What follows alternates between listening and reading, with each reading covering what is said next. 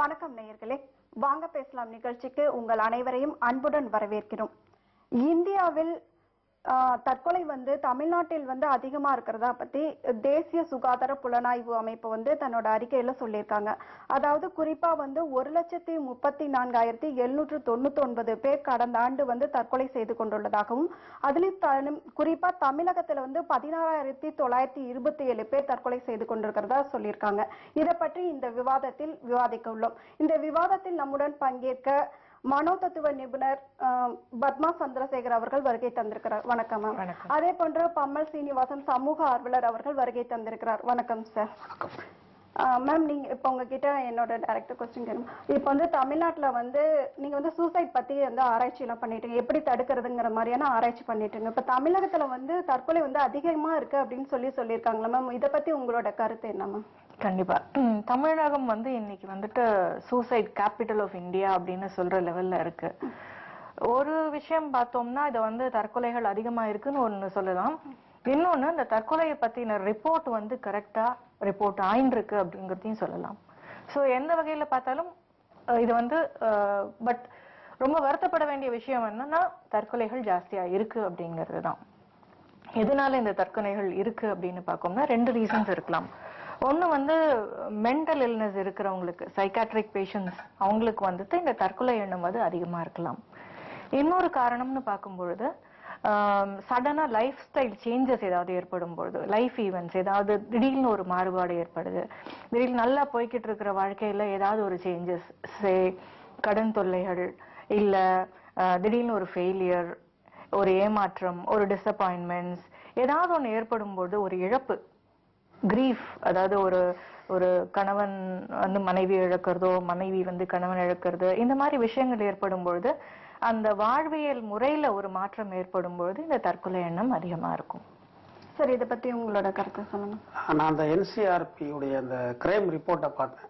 அதுல அவங்க சொல்லப்பட்டிருக்கிற விஷயம் என்னன்னா, இந்தியாவில் உள்ள தற்கொலைகள் எவ்வளவு நடக்குதுன்ற பத்தி ஆய்வு பண்ணியிருக்காங்க.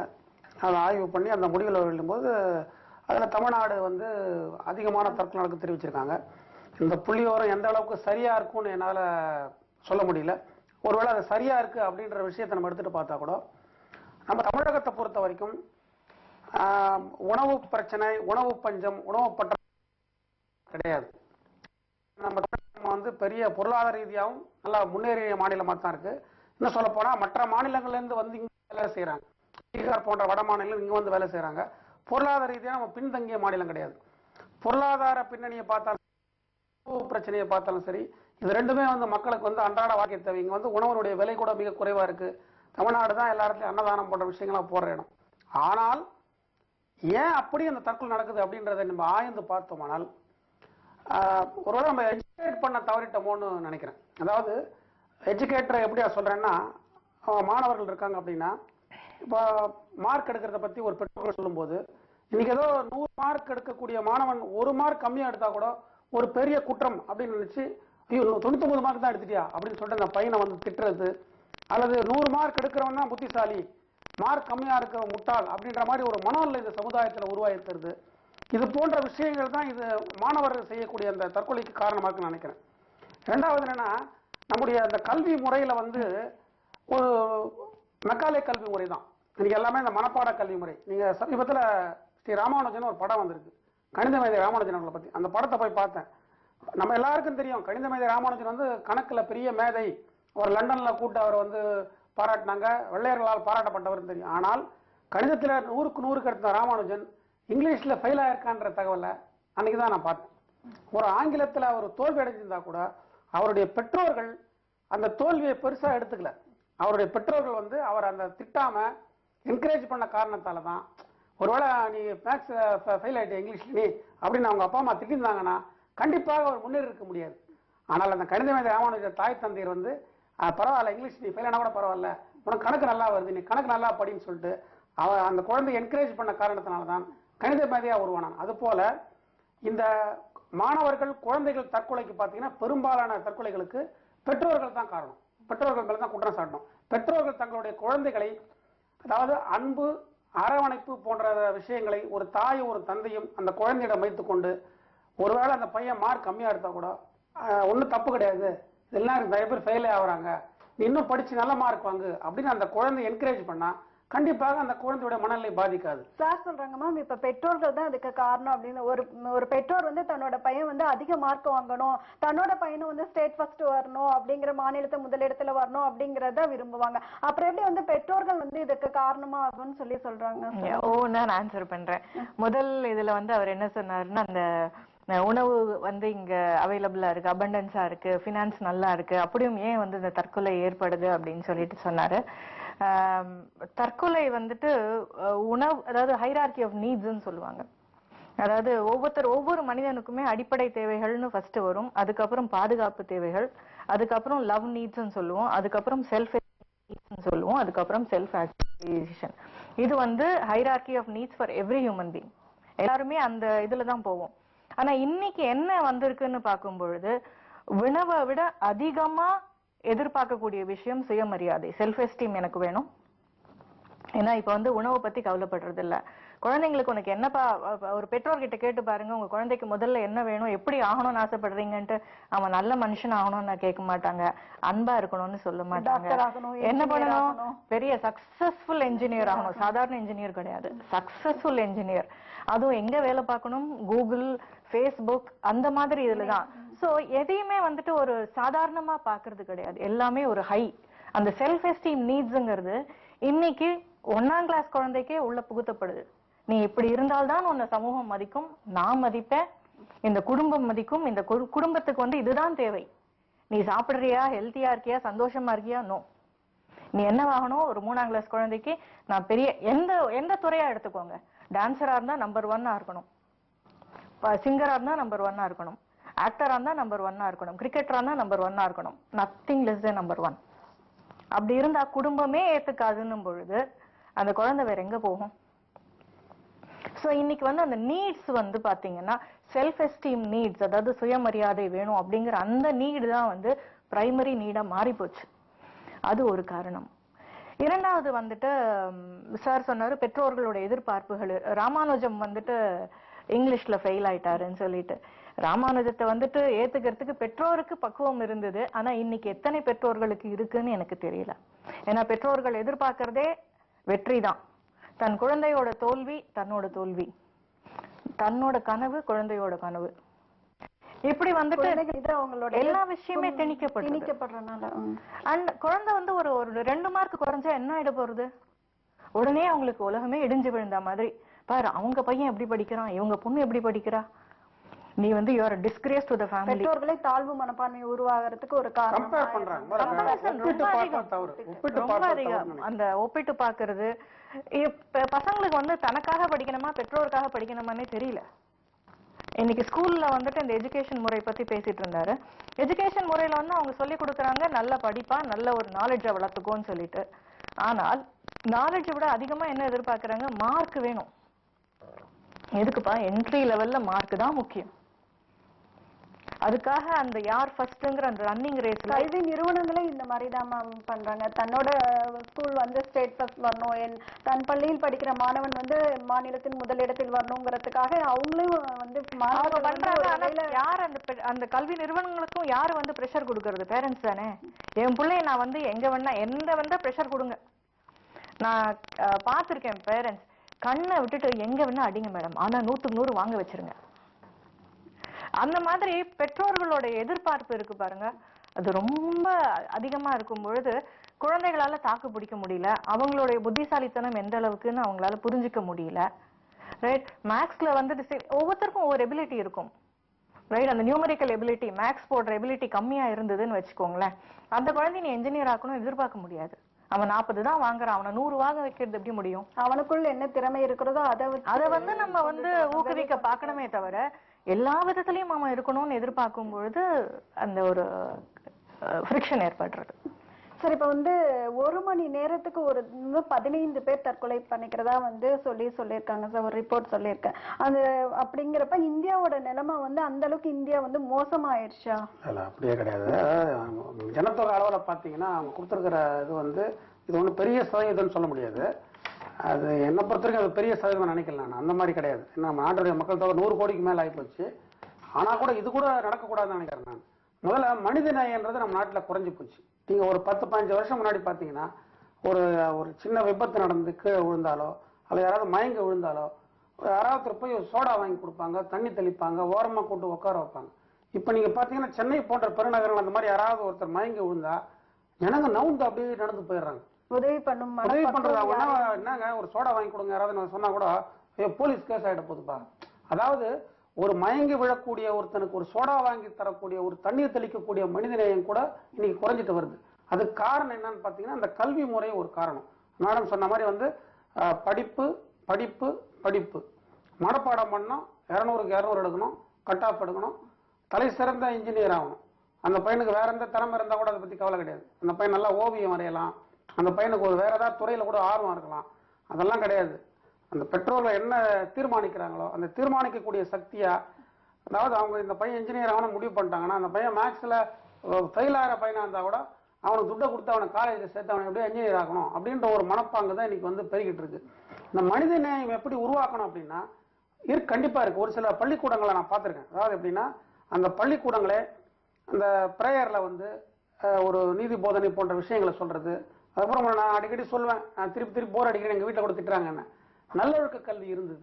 அந்த நல்லொழுக்க கல்வி கிடையாது. நல்லொழுக்க கல்வி ஒரு பாடம் இருந்தது, மாரல் சயின்ஸ்னு சொல்லிட்டு ஒரு 10 ஆண்டுக்கு முன்னாடி வரைக்கும். அது இப்போ கிடையாது. அந்த நல்லொழுக்க கல்வின்றதே கிடையாது. கல்வின்றது இன்னைக்கு வந்து மெக்காலே கல்வி திட்டம். நம்ம படிக்கிற கல்வி திட்டத்தை மெக்காலேன்ற உருவாக்கணும் வெள்ளைக்காரன்.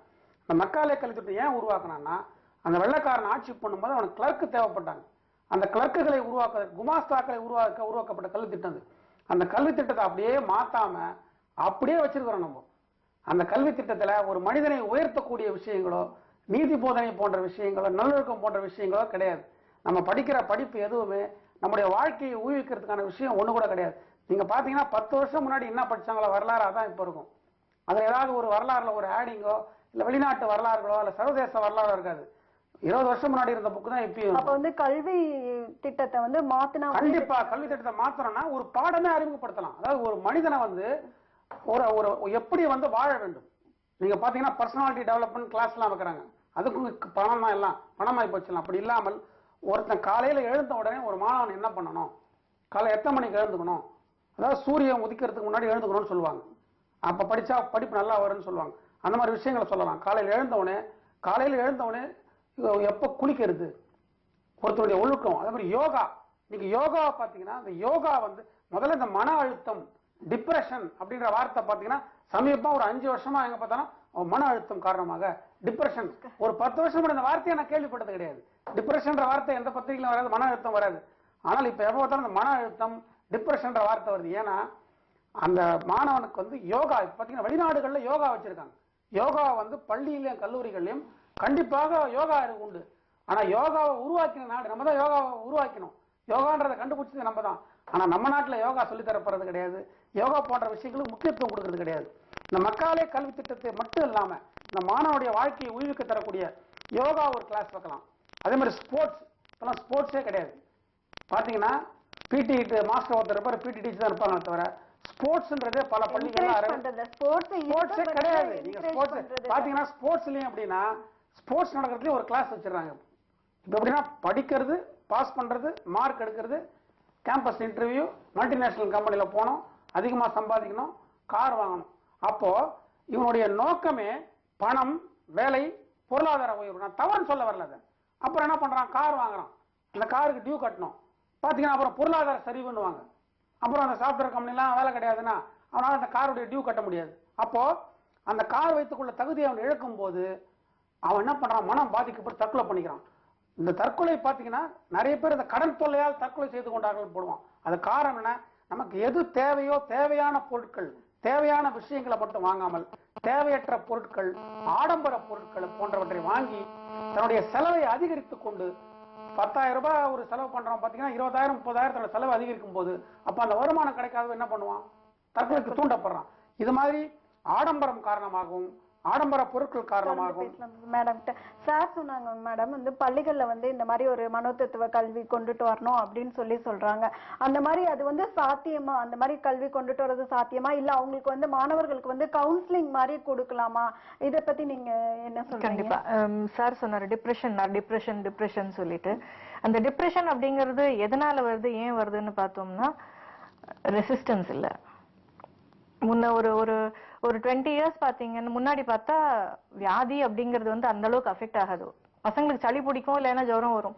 இன்னைக்கு அச்சுன்னு தும்பினா சளி வருது, மழை பெஞ்சா ஜுரம் வருது, ஜூஸ் குடிச்சா சளி பிடிக்குதுன்னு. ஏன் அந்த மாதிரி ஆகுதுன்னு பார்த்தோம்னா ரெசிஸ்டன்ஸ் பவர் உடம்புல இல்லைன்றோம். அதே மாதிரி மனதளவுல இன்னைக்கு ரெசிஸ்டன்ஸ் பவர் கம்மியா இருக்கு. ரெசிலியன்ஸ், அதுக்கு பேர் வந்து ரெசிலியன்ஸ்னு சொல்லுவோம். எதிர்க்கக்கூடிய சக்தி கிடையாது, டு பவுன்ஸ் பேக். நான் விழுந்தாலும் திருப்பி எழுந்துப்பேன் அந்த சொல்லக்கூடிய அந்த ரெசிலியன்ஸ் வந்து இன்னைக்கு இல்லாம இருக்கு.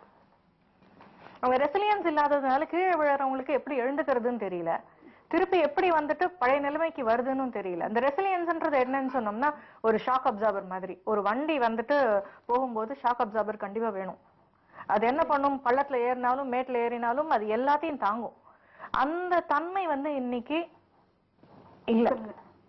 அது இல்லன்னும் பொழுது எந்த அதிர்ச்சியும் தாங்கக்கூடிய சக்தி இல்லாம இருக்கு. மனப்பக்குவம், அதனோட விளைவுதான் இந்த டிப்ரெஷன், ஸ்ட்ரெஸ், மன உளைச்சல், என்னன்னோ சொல்றாங்க இல்லையா, எல்லாமே வந்துட்டு அந்த ரெசிலியன்ஸ்ன்ற ஒரு விஷயம் இல்லாத ஒரு காரணம். அப்ப இவங்களுக்கு வந்து இந்த கவுன்சிலிங் மாதிரி கொடுத்தா வந்து இந்த மாதிரி இதுல இருந்து மீண்டு வரலாம்.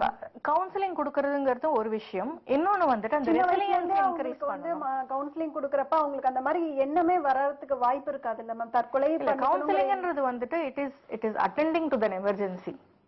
இப்போ வந்து ஒரு பிரச்சனையில இருக்கும்போது நம்ம அட்டெண்ட் பண்றோங்கிறது கவுன்சிலிங். பட் இந்த ரெசிலியன்ஸ்ங்கிறது வந்துட்டு விட்டமின் மாதிரி இயற்கையாவே நம்ம உடம்புல சத்தை ஏத்துறது. அது என்ன பண்ணுவோம்னா முன்ன காலத்துல எல்லாம் வந்து இந்த பஞ்சதந்திர கதைகள், விக்ரமாதித்யா ஸ்டோரிஸ் எல்லாம் பாத்தீங்கன்னா ஒவ்வொன்றுலயும் ஒரு ப்ராப்ளம் எப்படி சால்வ் பண்ணலாம், ஒரு விஷயத்தை எப்படி ஹேண்டில் பண்ணலாம், இந்த மாதிரி விஷயங்கள் நிறைய நமக்கு கிடைக்கும் இன்புட்ஸ். ஆனா இன்னைக்கு அந்த மாதிரி எதுவுமே இல்ல. பாக்குறதெல்லாம் என்ன பாக்குறாங்க பசங்க, ஸ்பைடர்மேனு, அப்புறம் பவர் ரேஞ்சர்ஸ், என்னன்னோ அந்த கார்ட்டூன்ஸ் எல்லாம் பார்த்துட்டு இதை அடிக்கலாமா அதை உதைக்கலாமா எல்லாம் தெரியுது. 3ஆம் கிளாஸ் குழந்தைக்கு வந்து லவ் அப்படிங்கிற விஷயம் ஈஸியா தெரியுது. சோ இதெல்லாம் தான் கத்துக்கிறாங்களே தவிர திரைப்படங்களை பார்த்து இது வந்து இது கத்துக்கிறாங்களா? அப்ப வந்து திரைப்படங்களும் மாணவர்கள் வந்து இந்த மாதிரி எல்லாமே ஒரு கிரிட்டிக்கல் அனாலிசிஸ் அப்படிங்கறதே வந்து இல்லாம போச்சு. ஒரு பசில் எந்த குழந்தைக்கு சொல்லி தரும்? எத்தனை குழந்தைகள் விடுகதை சால்வ் பண்றாங்க? இல்லையே. நீ கொஸ்டின் கூட நான் ஆன்சர் எழுதுறேன். அப்ப என்ன, அது கொஸ்டினும் நம்மளே கொடுக்குறோம், ஆன்சரும் நம்மளே கொடுக்குறோம். அதுக்கப்புறம் வந்துட்டு யோசின்னு சொன்னோம்னா அந்த குழந்தை என்ன யோசிக்கும்? ஆமா, அதுவும் க்ளூ கொடுக்குறோம். நம்ம வந்துட்டு மல்டிபிள் சாய்ஸ் கொடுக்குறோம். அதுக்கப்புறம் வந்து ஒரு 16-17 வயசு ஆனதுக்கு அப்புறம் நீ சுயமா யோசிட்டானா எங்க போடணும் அந்த குழந்தை? திடீர்னு எங்க இருந்து இந்த ஞானோதயம் வரும்? முதல்ல இருந்தே வந்து இந்த யோசிக்க பழகணும், தோல்விகளை சந்திக்க பழகணும்.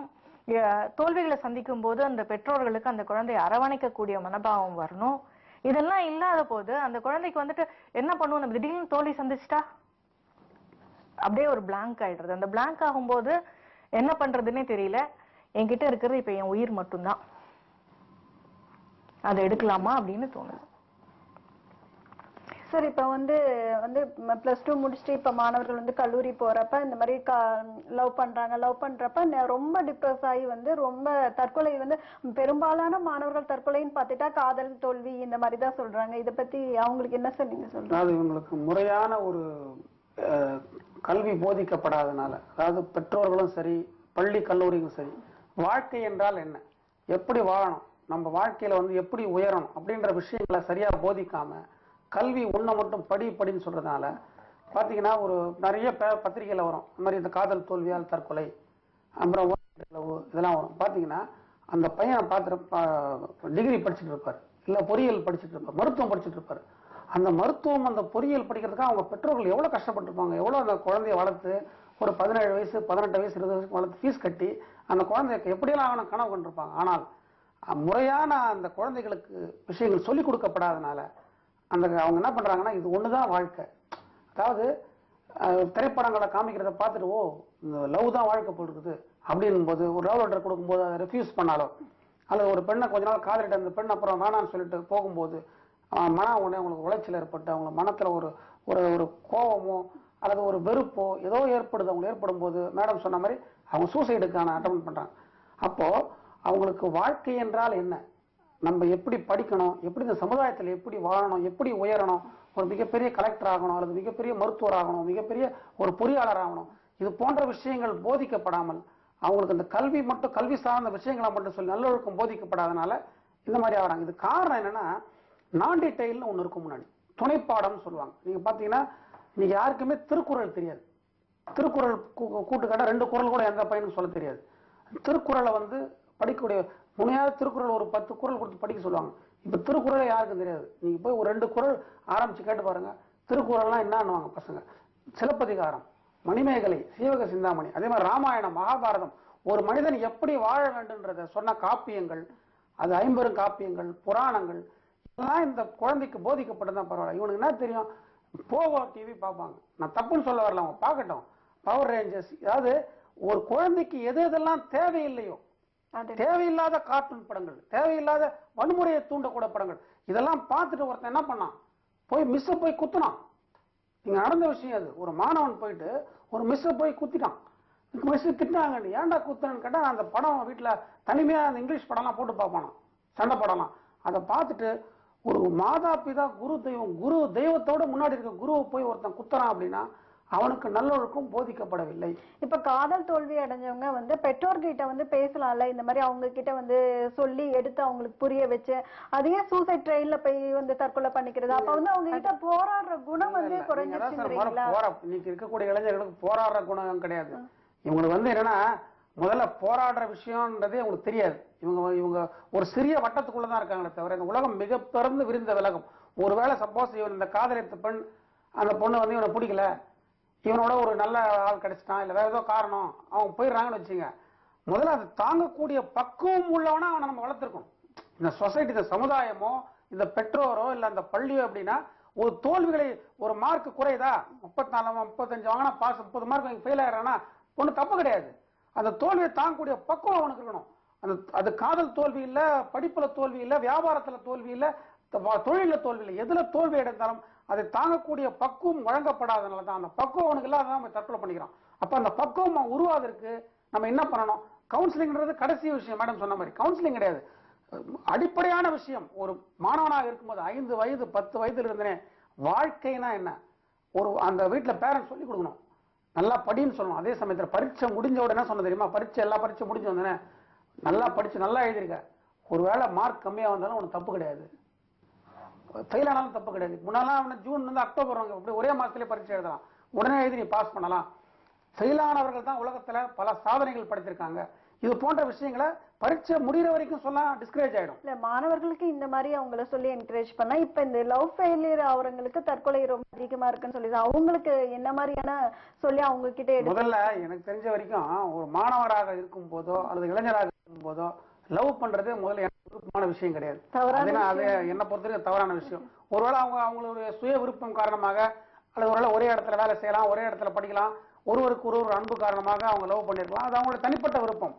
ஆனால் அந்த காதல் முடியும் போது அதை தாங்கக்கூடிய ஒரு மெச்சூரிட்டி இல்லாத ஒருத்தரா இருக்காங்கன்னா, இவங்களாம் லவ் பண்ணி என்ன பண்ண போறாங்க எனக்கு புரியல. அதாவது ஒரு தோல்வியோ ஒரு பிரச்சனையோ வரும்போது அதை தாங்கக்கூட ஒரு பக்குவம் இல்லை. இத மாதிரி ஒரு நிலைமை நாளைக்கு திருமணம் ஏற்பட்ட பிறகு ஆயிடுன்னு வச்சுங்க, அப்ப இந்த மாதிரி சூசைட் பண்ணிப்பாங்க. புரியுதா உங்களுக்கு? அதாவது அந்த மாதிரி ஒரு சூழ்நிலை இருக்கும்போது இப்படிப்பட்டவர்கள் இந்த காதல் தோல்வியோ இல்லை வேறு தோல்வியை அடையும் போது அதை தாங்க வேண்டும், அல்லது அதை கடந்து அடுத்த விஷயம் என்ன, அடுத்து ஒரு விஷயத்தை தோல்வி அடையும் போது அந்த விஷயத்தை ஒதுக்கி தள்ளிவிட்டு இன்னொன்றை தேர்வு செய்யவோ அல்லது வாழ்க்கையில் உயரவோ முயற்சி செய்ய வேண்டுமே தவிர அதுக்காக தற்கொலை செய்யக்கூடாது. அதுக்கு இந்த சமுதாயம் தான் காரணம் நினைக்கிறேன். இப்ப சயின்டிபிக்கா பார்த்தா செரட்டோனின் ஒரு இது குறைவா சுரக்கிறப்ப தற்கொலை எண்ணம் தூண்டப்படுறதா சொல்றாங்க. இது உண்மையா மேம்? ஆமா, அது உண்மைதான். அதுக்கு முன்னாடி இந்த காதல் தோல்வி பத்தி சொன்னீங்க இல்லையா? அதாவது தமிழ்ல திருக்குறள் இருக்கு, பீலி பெய் சாகாடும் அச்சுறும் அப்பண்டம் சால மிகுத்து பெறின். அதாவது மயில் இறகாக இருந்தால் கூட ஒரு அளவுக்கு மேல ஏத்தினால் அந்த வண்டியோட அச்சு முறிஞ்சு போயிடும். அதே மாதிரி இந்த தற்கொலை எண்ணமும் அப்படித்தான். அதாவது பிரச்சனைகள் ஒரே பிரச்சனையில வெறும் காதல் தோல்வியில மட்டும் ஒரு பையனோ ஒரு பெண்ணோ தற்கொலை பத்தி யோசிக்கிறது இல்ல. பெண்கள் வேலைக்கு போற இடத்துல செக்ஸுவல் டார்ச்சர், அதுக்கு முன்னாடி அதாவது இந்த காதல் தோல்வி கடைசியா மயிர்பீலியா இருக்கும். மாணவர் அதுக்கு முன்னாடி நிறைய தோல்விகள் இருந்திருக்கும். காதலர்கள் தற்கொலை தான் மேம் அதிகமா இருக்கு. அதுதான் இந்த காதல் தற்கொலைங்கிறது. காதல் வந்து கடைசி தோல்வியா இருக்கும். அதுக்கு முன்னாடி ஒரு 100 தோல்வி அவன் சந்திச்சிருப்பான். மேபி பெற்றோர்கள் சரியா இருந்திருக்க மாட்டாங்க, நண்பர்கள் கிட்ட தோல்வி இருந்திருக்கும், பரீட்சையில தோல்வி இருந்திருக்கும், எத்தனையோ விஷயங்கள்ல அவன் அஃபெக்ட் ஆயிட்டு கடைசியா இதுவும் எனக்கு தோல்வியா, இந்த விஷயத்திலயும் நான் தோத்து போயிட்டேனா அப்படின்னு யோசிக்கும் பொழுதுதான் அந்த தற்கொலை எண்ணம் வருது. இதே வந்துட்டு ஒரு நல்ல ஒரு ப்ரொடெக்டட் ஃபேமிலி இருக்குன்னு வச்சுக்கோங்களேன், அந்த குழந்தையும் ஒரு பொண்ணை லவ் பண்ணலாம். ஒருவேளை அதுல முறிந்து போனால் கூட அந்த ஃபேமிலியோட சப்போர்ட் இருந்ததுன்னா அந்த குழந்தைக்கு தற்கொலை எண்ணம் தோணாது. ஓகே, அது வந்து அளவுக்கு மீறி அந்த ஒரு துன்பங்கள் ஜாஸ்தி ஆகும்போது கடைசி துன்பத்தை தாங்க முடியாம தான் அந்த தற்கொலை எண்ணம் வருது. அண்ட் செரட்டோனின் பத்தி கேட்டீங்க. எஸ், அது வந்துட்டு பயோகெமிக்கல் சேஞ்சஸ் ஏற்படும் போது செரட்டோனினோட லெவல் கம்மியாகிருச்சு, தற்கொலை எண்ணம் ஜாஸ்தியா. இது வந்து பரம்பரையில வர எண்ணம், பரம்பரைன்னு சொல்ல ஹெரிடிட்டி இருக்கு. கண்டிப்பா வந்துட்டு ஹெரிடிட்டி ஜெனட்டிக் ப்ராப்ளமா வரதுக்கு வாய்ப்பு இருக்கு.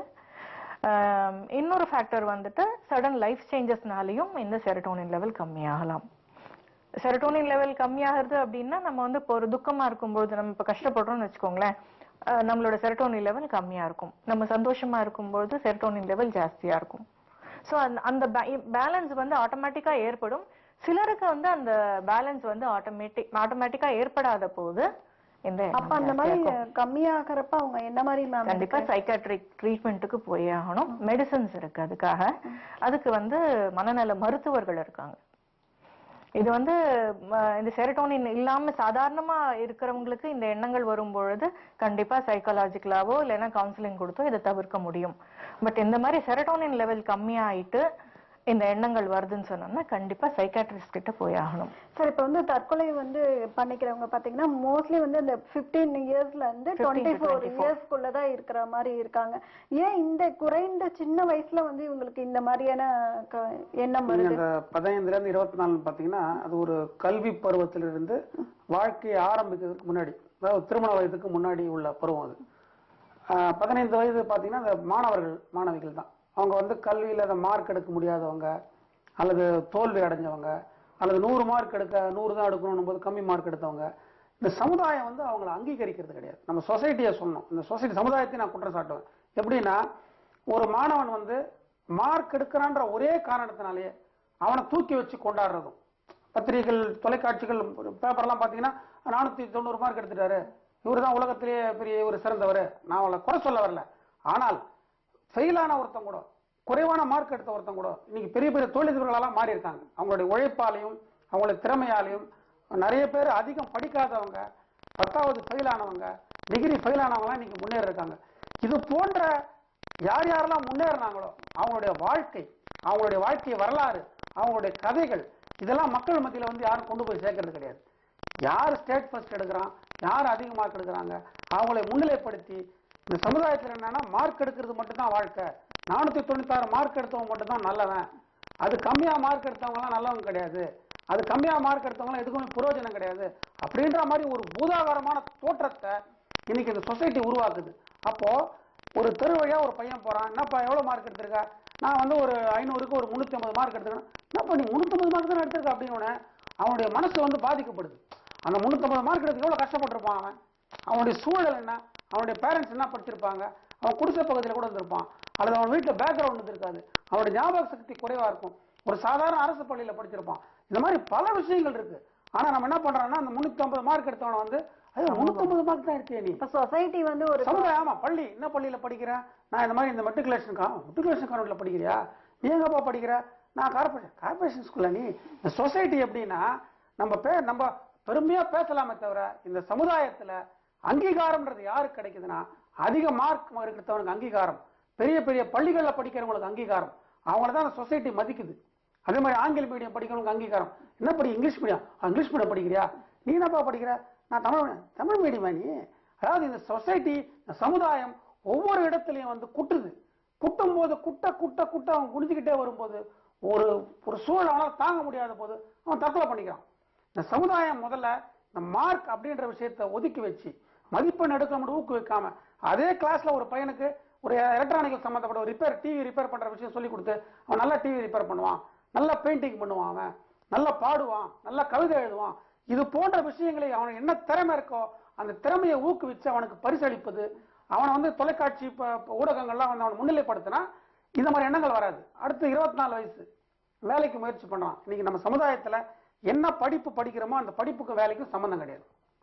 நம்ம என்ன படிக்கிறோமோ அந்த படிப்புக்கும் வேலைக்கும் சம்பந்தம் கிடையாது. 90% அப்படிதான் இருக்கு.